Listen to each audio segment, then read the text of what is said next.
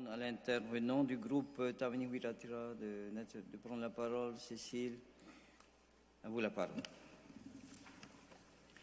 Monsieur le Président, Messieurs les ministres, chers collègues, nos députés, chers publics, chers internautes, Yorana, par lettre numéro 6483 PR du 2 octobre 2020, le président de la Polynésie française va faire parvenir aux fins d'examen et d'adoption par l'Assemblée de la Polynésie française un projet de loi du pays portant modification de la réglementation domaniale de la Polynésie française.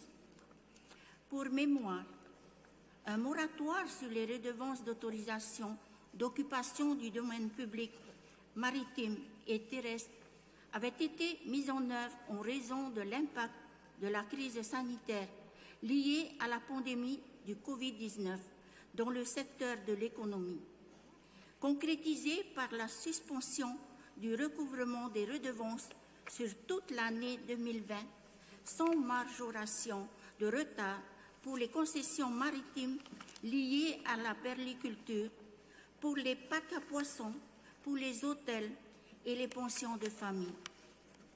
Mais il s'est avéré que cette mesure soit insuffisante, car il est apparu qu'outre les occupations du domaine public du pays, des pensions de famille et des hôtels louent également des emprises relevant du domaine privé du pays et que la suspension du recouvrement des redevances ne fait que reporter à l'année suivante le paiement de ces redevances qui restent dues.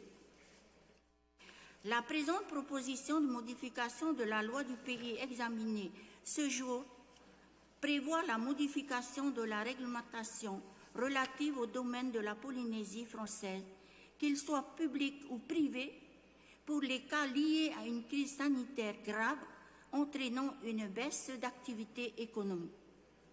En son article LP1, par la mise en place de la réduction ou l'exonération du paiement de redevances dues au titre de l'occupation du domaine public de la Polynésie française destinées à l'exercice d'activités économiques peuvent être autorisées par décision prise par l'autorité compétente. En l'article LP2, en donnant pouvoir au Conseil des ministres, en présence des circonstances exceptionnelles liées à une crise sanitaire grave entraînant une baisse d'activité économique, de prévoir la réduction ou l'exonération des loyers des immeubles destinés à accueillir des activités économiques.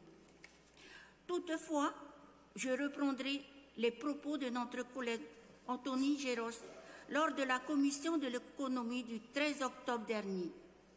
Il disait que les critères d'éligibilité à l'exonération importent en rappelant qu'on a brûlé les étapes au niveau des procédures et que l'on est même plus dans le respect du droit établi à cause de la Covid-19.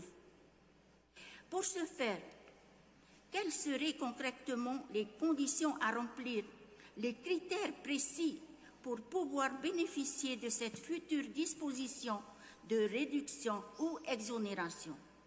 Aussi, serait-il possible d'avoir la liste exhaustive de tous les secteurs d'activité concernés, particulièrement affectés par la conséquence économique et financière de la propagation de l'épidémie du Covid-19. Selon l'exposé des motifs, le coût pour le pays serait de l'ordre de 184 millions. Cette estimation devait être prise avec précaution, car nous ne disposons pas de chiffres détaillés au titre des redevances globales, dues tant au titre du domaine public que privé du territoire, et avec, par exemple, une distinction de la part des occupants y exerçant leur activité. Il serait peut-être intéressant de lancer une étude d'impact plus précise en ce sens. Si nous prenons l'exemple du secteur agricole, quelle serait la part liée à ce secteur? En conclusion, cette nouvelle proposition de modification de la loi du pays malgré son caractère imprécis et limité dans le temps, découle d'une intention louable et visera ceux et celles exerçant une activité économique sur le domaine public ou privé du territoire, cela même en première de l'impact économique.